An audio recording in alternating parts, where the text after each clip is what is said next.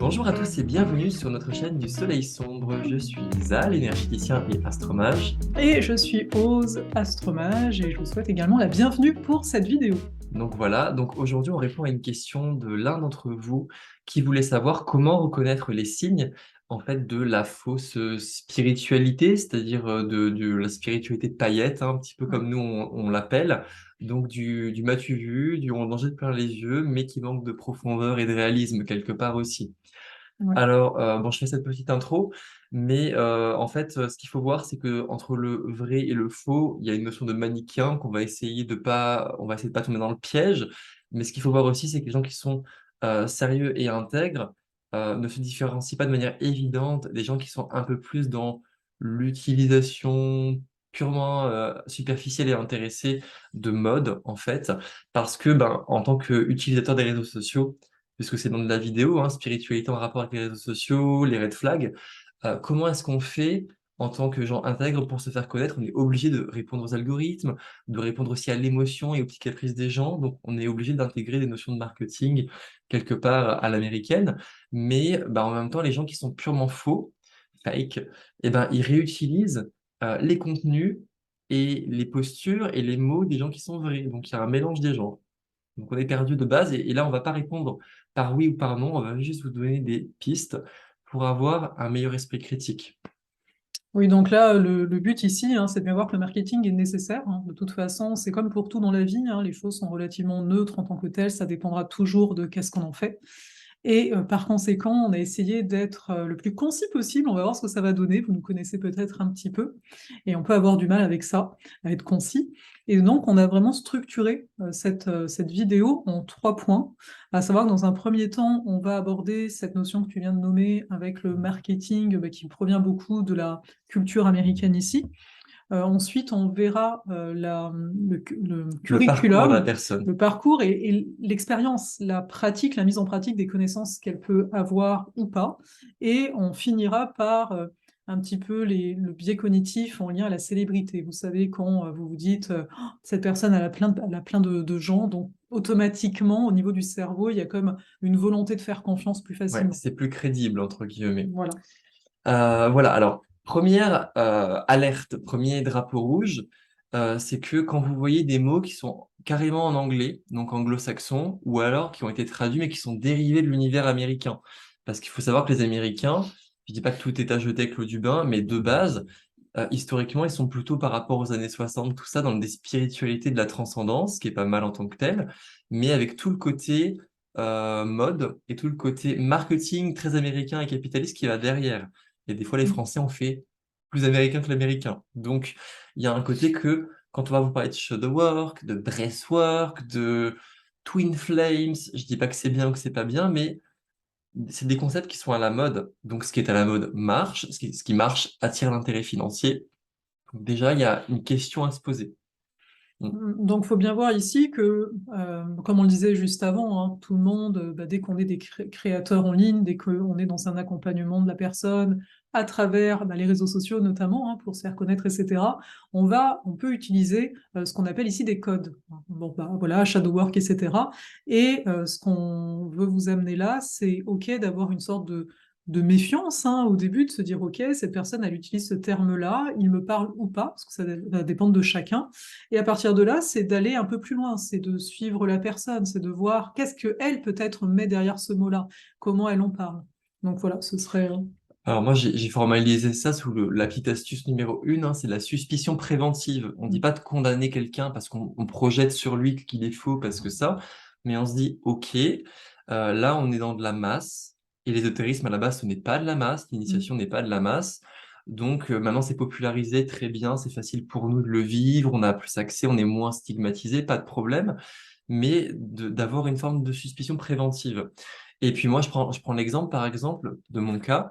Parce que comme je vous dis, on est obligé, hein, en tant que créateur et thérapeute, de jouer un peu un jeu, parce que sinon on est écarté. Ben, par exemple, pour l'énergétique, j'ai du mal à expliquer et à vendre mon offre en magnétisme et en aurathérapie, parce que le Reiki est très en vogue en France. Et donc, si on met le mot Reiki, tout de suite, on a un blanc-seing, il y a un engouement, voilà.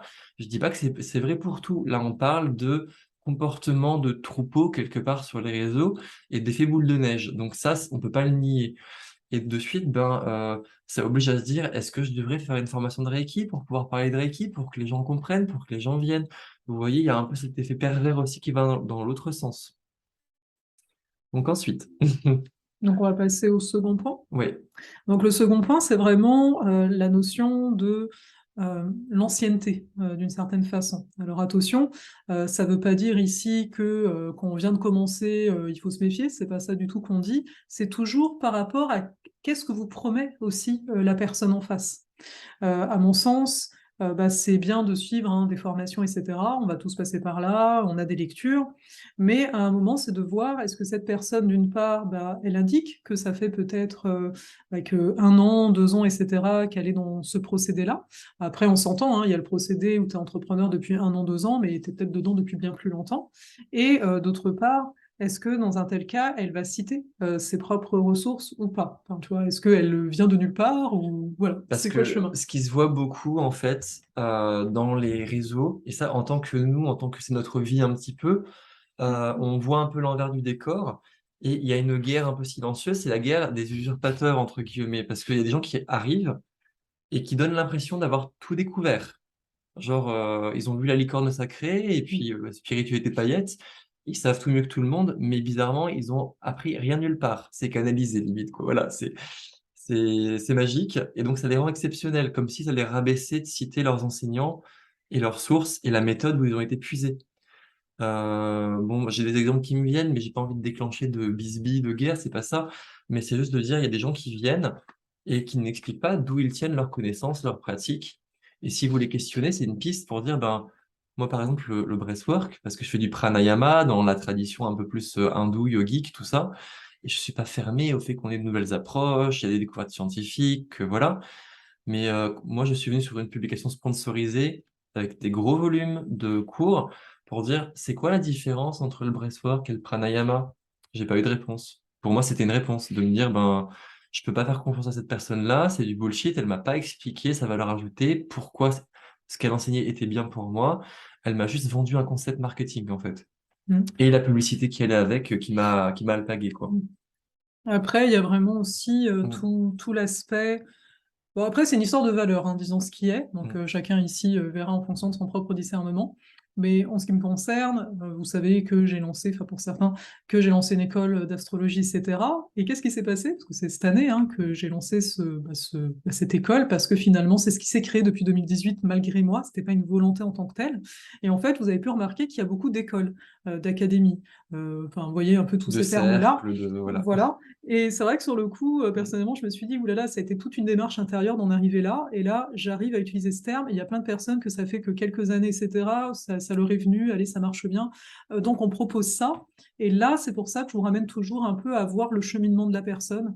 En tout cas, si vous êtes dans cette démarche de vouloir réellement, alors on dit travailler sur soi, finalement, c'est comme vouloir accoucher de soi, vouloir faire un travail de fond et pas que rester en surface, hein. C'est un peu ça ici qu'on vient indiquer. Alors, on a donné un peu l'archétype de l'usurpateur sur Internet, qui est difficile du coup à distinguer, hein, mais on a aussi le picoreur quelque part, celui qui va avoir plein, plein, plein, plein, plein de choses à son arc en étant très jeune, soit en âge, soit en ancienneté en tant qu'entrepreneur ou thérapeute.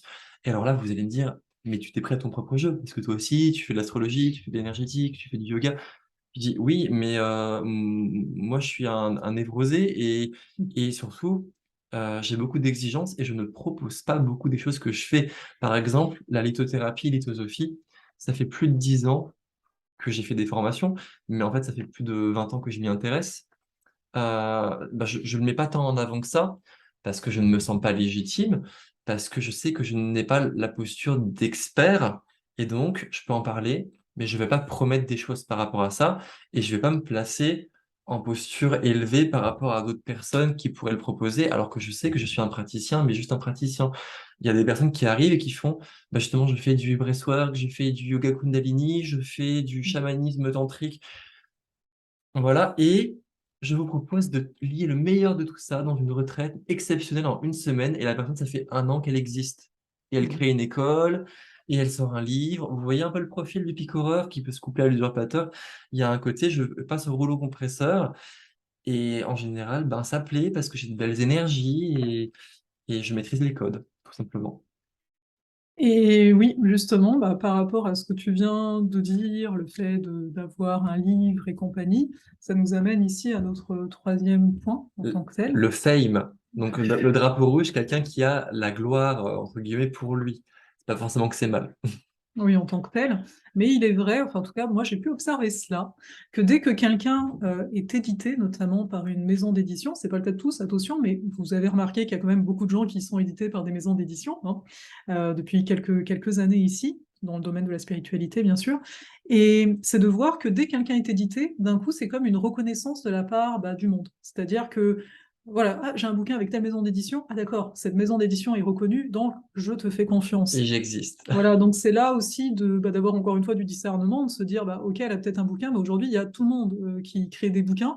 Donc ça a pu, et ça n'a pas vraiment, enfin, à mon sens, une valeur d'absolu, de confiance absolue à avoir ici. Ce qu'il faut voir, c'est qu'avant, pour sortir un livre, il y en avait beaucoup moins et il fallait avoir presque une posture de chercheur Mm. pour être édité. Et donc, le livre avait une pérennité parce que même s'il était lent à trouver un peu son public et à être réédité, corrigé, tout ça, eh bien, on misait sur la qualité.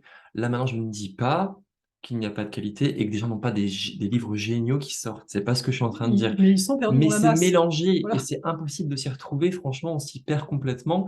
Et surtout que maintenant, il y a des gens qui n'ont aucune expertise, qui viennent miner des domaines entiers avec des approximations ou des livres de pratique où il y a la moitié, ça parle de l'historique d'une discipline et que c'est pas annoncé dans le discours. Et puis les créateurs se retrouvent aussi à faire le rôle d'ambassadeur pour leurs produits comme une marque, pour vendre leurs produits. Vous voyez, il y a un côté qu'on devient des produits en fait, en tant que créateur. Il n'y a même plus le côté intellectuel et fond derrière. Donc on en revient au côté du point numéro un, le marketing et le capitalisme. C'est plus du fond, beaucoup. Donc, avoir un joli visage dans une maison d'édition n'est plus une garantie, quand bien même il peut y avoir une démarche sincère derrière, n'est plus une garantie pour donner son blanc-seing à quelqu'un. Mm. Donc, euh, donc ça, c'est une chose qu'on voulait vous citer. Euh, Qu'est-ce qu'on peut ajouter de plus par rapport à ce Ben, point-là? je regarde. Après, c'est sûr que ça a permis, on s'entend, hein, les réseaux, etc., il y a toute une partie qui a permis bah, l'expansion, on va dire ça comme ça, en tout cas la visibilité sur le domaine de la spiritualité, ça a rendu une forme d'accessibilité. Toutefois, c'est beaucoup de l'exotérisme et non pas de C'est ça la l'ésotérisme. différence qu'il faut faire, c'est qu'on pourrait penser que c'est devenu mainstream, et voilà, mais justement non, parce que, comment dire, sans vouloir faire de hiérarchie, le niveau des gens, leur implication, leur volonté à réellement aller dans ce qui est difficile, obéit un peu à une courbe de Gauss, vous savez, c'est la cloche, hein, comme ça. Et quelque part, on va jamais trouver le même niveau d'exigence, de profondeur, de connaissance, d'implication chez tout le monde. Donc pour marketingment plaire, il faut être dans la moyenne. Donc il faut être dans les bonnes vibes, il faut être dans les connaissances qui font plaisir. Et les réseaux, c'est cool pour être convivial. Mais quelque part, il faut pas mélanger ça avec une initiation ésotérique. Et effectivement, on fait de la vulgarisation, mais il y a un moment donné où ça ne suffit plus et il faut pas croire que tout ce qui est populaire obéit nécessairement à ce qui est dans l'initiation. Il y a une confusion avec ça, et donc une personne qui est très visible n'est pas nécessairement la personne qui est dans l'initiatique non plus. Oui, et puis en fait, au-delà de ça, moi j'ai tendance bah, à le nommer de plus en plus. Oui, on a énormément de connaissances, c'est-à-dire de savoir accessible en ligne, hein, notamment. Ça, Vous c'est le voyez, côté positif des choses. voilà. On est plus stigmatisé parce qu'on s'essaye à ça par les proches, etc., quoi, mais... Mais le fait est que si on Mm. cherche, ça dépend toujours ce qu'on cherche, hein, si on désire une réelle initiation, c'est-à-dire une réelle transformation à travers un accompagnement, etc., ben, ça va se faire plutôt à travers d'accompagnement, justement. Ce que je veux dire par là, c'est que c'est pas juste parce que je lis sur de l'astrologie, si c'est mon domaine, que j'intègre ce que je suis en train de lire, que je suis vraiment en train de l'appliquer. Et ça, c'est une chose qu'on a un peu oublié de citer, c'est C'est qu'il faut, aussi il faut, il faut incarner le message qu'on apporte et la discipline qu'on représente. voilà, donc à un moment, je le vois bien, là, ça fait des années au niveau de l'astrologie et d'application. C'est pas juste j'ai bouquiné, une fois que je suis pas dans mon bouquin, l'astro n'est plus là. Non, et ça, c'est quelque chose, ben, c'est en suivant la personne, en s'intéressant vraiment à elle, disons qu'il y a quelqu'un donc, qui vibre avec vous. Vraiment, prenez le temps, à mon sens, bah, de voir ça. Qu'est-ce qu'il en est d'elle? Comment elle parle de ce domaine-là? Et puis, tu le nommais, d'essayer à un moment. Tu sais, ben, oui, bah, on fait Ouais, des donnez-vous le droit, essais et puis donnez-vous le ben, droit de dire, c'est pas si cher, ça demande pas tant de temps. Je vais essayer de Mmh. voir comment je sens les formations ou les livres ou les contenus de la personne à l'usage, quoi, tout simplement. Parce que Ouais, voilà. mais en conclusion, parce que là, on a quand même dit pas mal de choses, Mmh. il y a pas de solution simple pour savoir si on est dans le faux ou dans la sincérité. J'aime pas dire le vrai parce que ça fait the vérité, mais dans l'authenticité, la sincérité.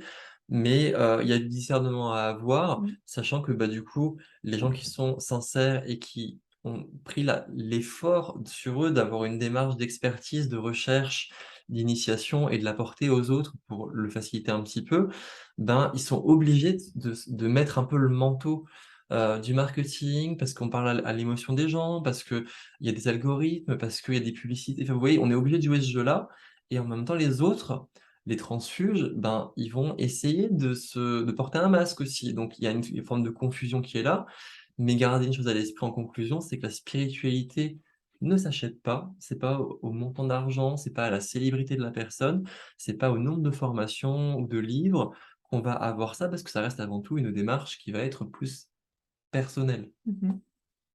Totalement. Donc, on va arrêter là, je pense, ce partage, vu que, bah, tu as bien résumé la fin, hein. Mmh. C'est vraiment ça qui reste important et puis, bah, c'est clair que là, on répondait à une question.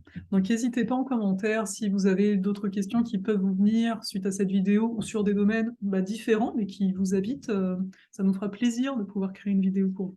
Et surtout, vous ne partez pas d'avoir mis un petit pouce s'il vous plaît et puis de vous être abonné si c'est pas déjà le cas Mmh. et voire même dites-nous en commentaire si vous avez été déjà un petit peu déçu, de vous être fait avoir, par quelqu'un que vous aviez un peu placé sur un piédestal ou si au contraire, vous avez peut-être manqué, une opportunité parce que vous avez, invisibilisé la personne, je sais pas, laissez-vous Mmh. sentez-vous libre de nous partager un peu votre expérience. Moi-même, je suis tombé dans le panneau de plein d'erreurs donc voilà. Voilà et puis ça ramène toujours à notre pouvoir à nous, finalement, quelle place on laisse à l'autre et quelle place on prend aussi.